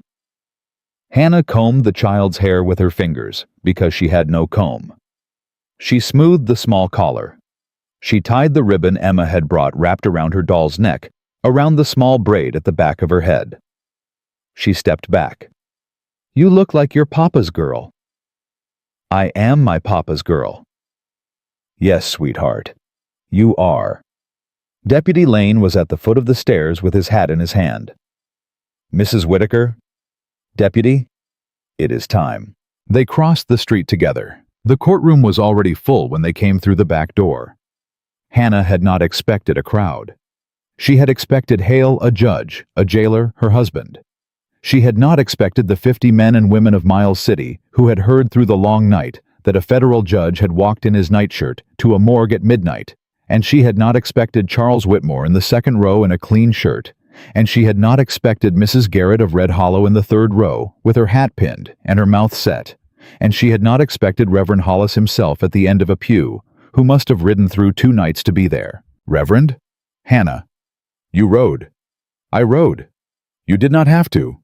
A preacher does not let a woman he baptized walk into a federal courtroom alone, child. Hannah sat down. She put Emma in her lap. The child was too big for it, but she did not protest. The side door of the courtroom opened. Caleb came through it with a jailer at each arm. He had been given back his boots. He had not been given back his coat. The bruise down his face had not faded overnight. He looked for Hannah the moment he came through the door, and when he found her before he found the judge, before he found the flag, before he found the high bench, and Hannah saw his shoulders go down by an inch in a room where everybody else was watching an inch higher. Papa. Emma was halfway out of Hannah's lap before Hannah caught her. Sweetheart? Papa is there. Sweetheart, sit, sit, we wait. Miss Hannah. We wait, Emma. You will have him in your arms by noon, I promise you. We wait. The child sat. She did not take her eyes off her father. Judge Ambrose came in. The room stood. The room sat. Be it known, said the judge, that this court is in session. Be it known that the charge of unlawful killing brought against Caleb Whitaker of Blackwater Ridge is this morning withdrawn by order of this court. Be it further known that the alleged body presented to this court by one Edward Hale of St. Louis has been examined by a physician under my direct order and has been determined by physical description and by matter of record to not be the body of Margaret Whitaker, wife to the defendant. A murmur moved through the room. Be it further known, said the judge, that Mr. Hale himself departed this city on the midnight train east, and was this morning at 11 o'clock by the telegraph from Billings removed from that train by the sheriff of Billings and 4 deputies, and is at this moment in the custody of federal marshals en route to this courtroom. The murmur rose. Be it further known, said the judge, that a woman accompanying Mr. Hale in a private car of that same train was likewise removed of her own free will and has identified herself to the sheriff of Billings as Margaret Whitaker of Blackwater Ridge, Montana Territory. The room went still. Emma did not move in Hannah's lap. Mrs. Whitaker. The judge looked at Hannah. Mrs. Hannah Whitaker. Hannah stood. Yes, Your Honor. The court thanks you for your testimony last night. Yes, Your Honor. Mr. Whitaker. Caleb stood. Yes, Your Honor. You are a free man. The jailers will release you on the spot. You will, however, remain in this courtroom at the pleasure of the court. There is a further matter. Your Honor? Yes. I would like to hold my wife. The judge looked at him a long moment. Then, for the first time, the judge almost smiled. Hold her, Mr. Whitaker. The jailers stepped back. Caleb crossed the courtroom in 6 long strides. Hannah set Emma down and stood, and Caleb did not stop walking. And when he reached her, he lifted her off her feet, and he held her. Like a man holds a thing he is nearly lost, and she pressed her face into his shoulder, and she did for the first time since Red Hollow cry. Emma grabbed the hem of her father's shirt and would not let go. Papa? Ladybug. You are home. I am home. Miss Hannah brought me. I know she did. Miss Hannah brought me across 3 days. I know she did. Papa. Yes. Miss Hannah has a baby. The courtroom, which had barely gotten its breath back, went dead quiet. Caleb looked down at Hannah against his shoulder. She does. Yes, Papa. How do you know Ladybug? Because she was green on the road, and she ate only 1 biscuit, and Deputy Lane said his sister went green on the first 3. A small, strangled sound came from Deputy Lane's direction. Caleb looked over Emma's head at the deputy. Toby Lane turned a color Hannah had not known a grown man could turn. My apologies, sir. Deputy? Sir. You rode 3 days with my family. Yes, sir. And you kept 'em. I did my best, sir. Then you are welcome on my porch, Deputy Lane, any day of your life. Lane put his hat over his heart. Hannah laughed into Caleb's collar. She could not help it. She laughed, and the courtroom, which had been braced for a ruling, let out a breath, as if the whole room had been holding it for a month. "Mr. Whitaker," said the judge.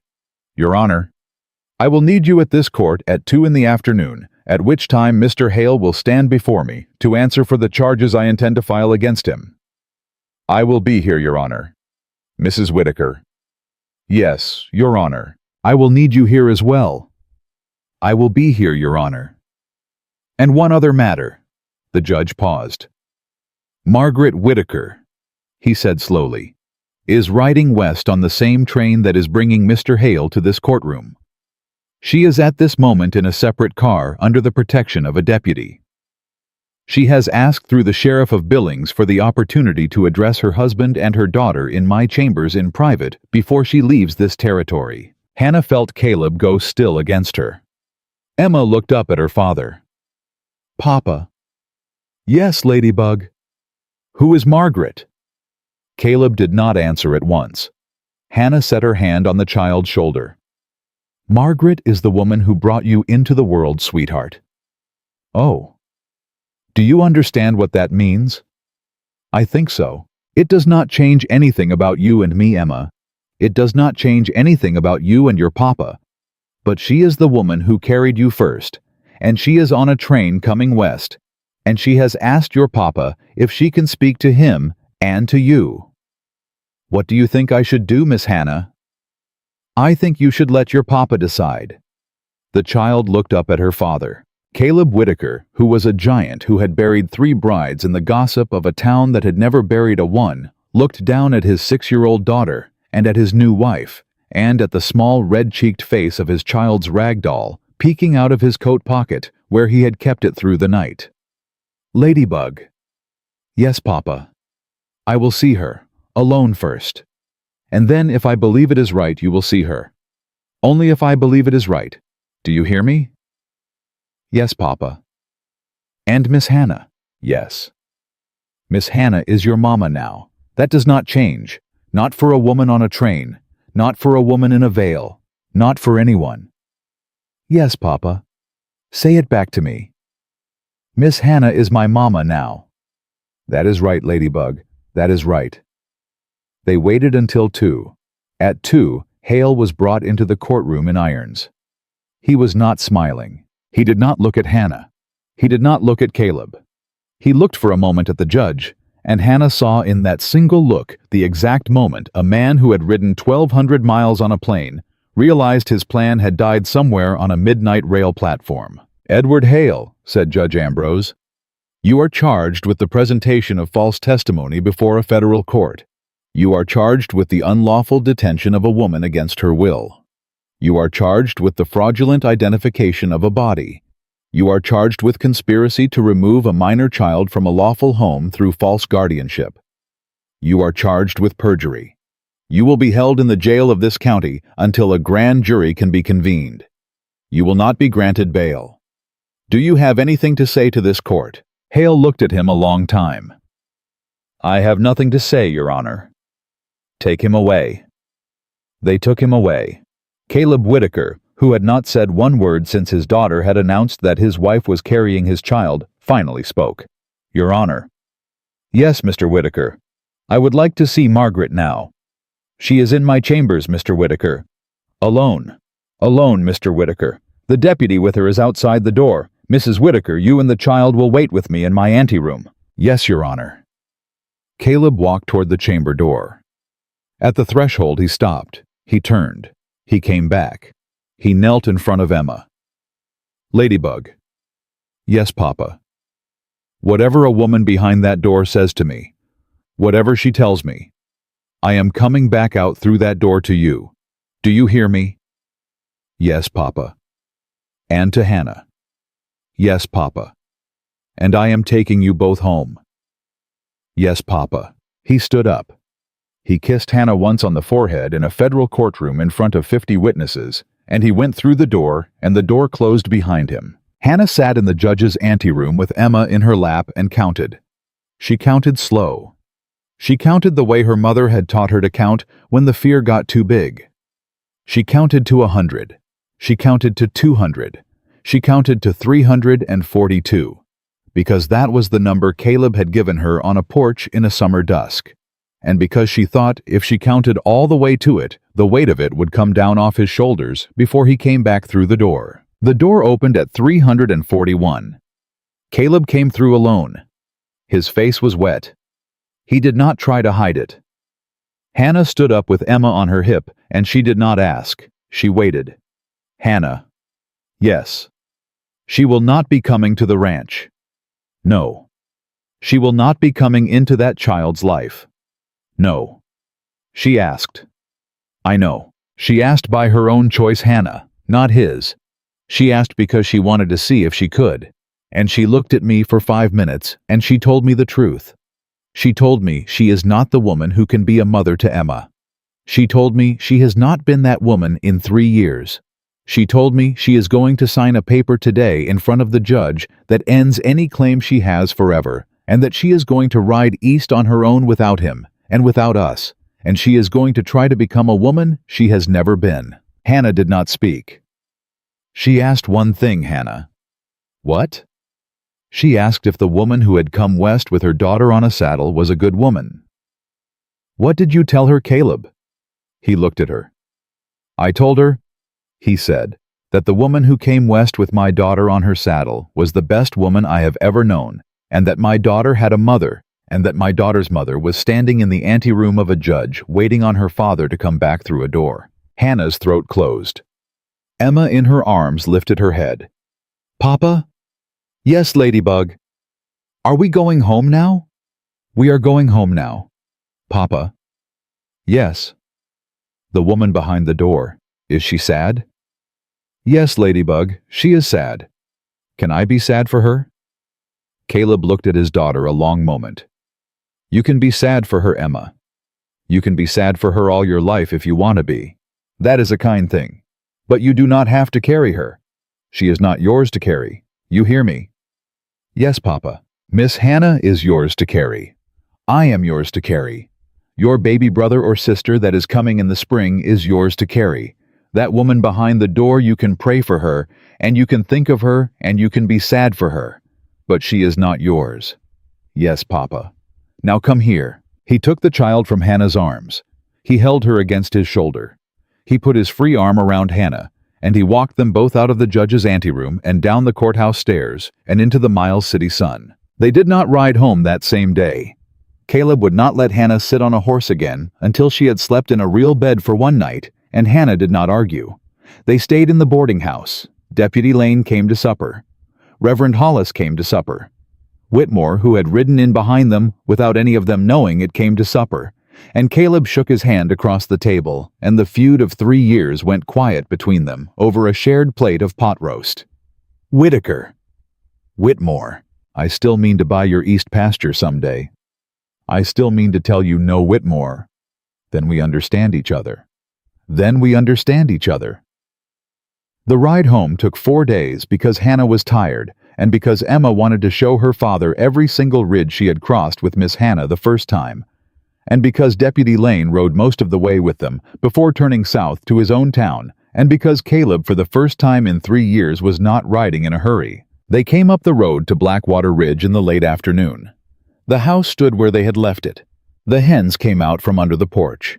Emma slid off the saddle and ran to the door and opened it and disappeared inside, the way children disappear into houses they have decided are theirs. Hannah sat on her horse and did not move.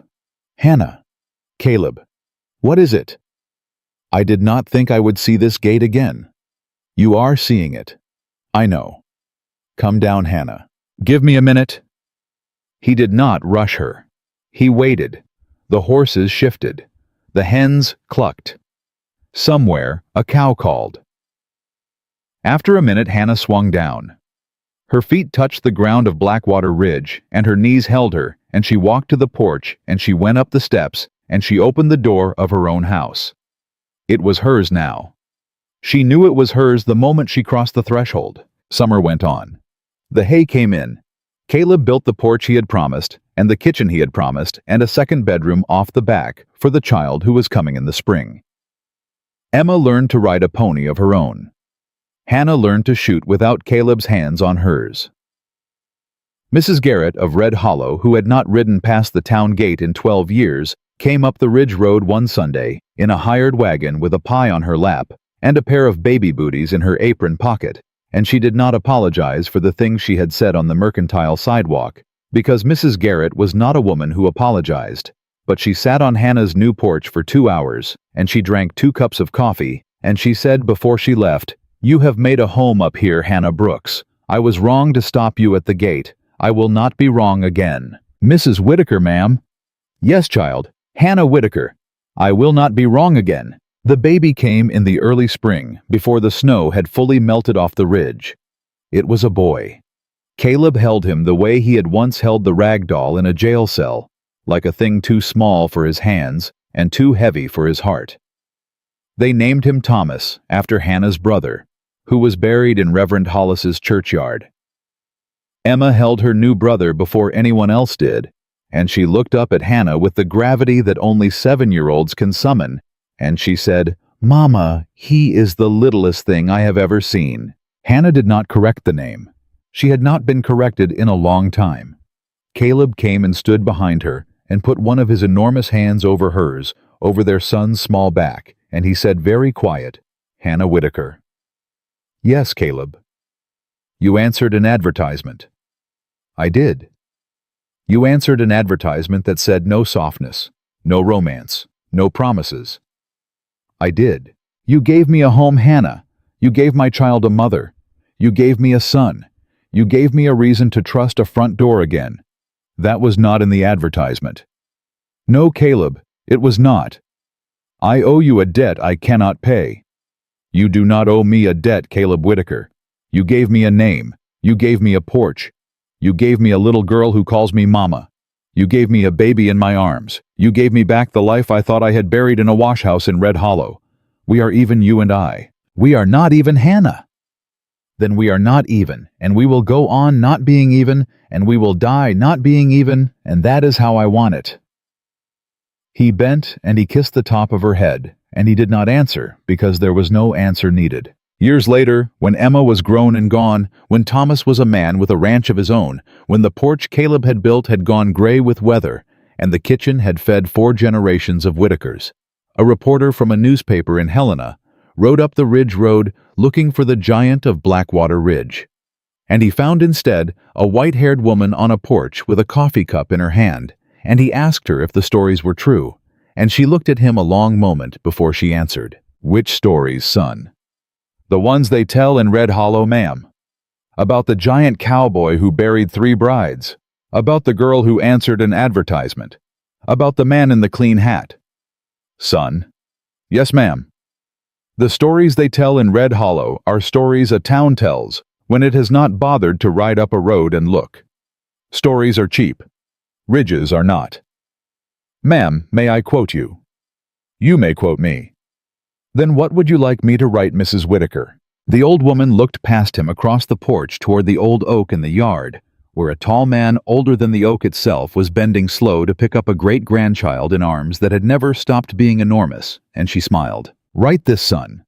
Write that a town called him a monster, and a widow called him a husband, and write that the widow was right, and write that the town was wrong, and write that when a woman answers an advertisement in this country, she ought to answer it with her whole heart, because you never know which door is going to open, and you never know which giant is on the other side of it, and you never know which child is waiting up for her mother in the dark." "Is that all, ma'am?" "No, son. One more thing." "Yes, ma'am." "Write that they said no one dared marry the giant cowboy. Write that one woman did. Write that she found the hidden heart they all said he did not have. Write that she built a life on it, and that it held, and that it is holding still." She set the coffee cup down on the porch rail. "Now go on home, son. I have got a husband to call in for supper." And she stood up and she walked to the edge of her porch, and she called across her yard the same way she had called across it for 40 summers, and the giant of Blackwater Ridge lifted his head from his great-grandchild and lifted his hand to his wife, and he came home.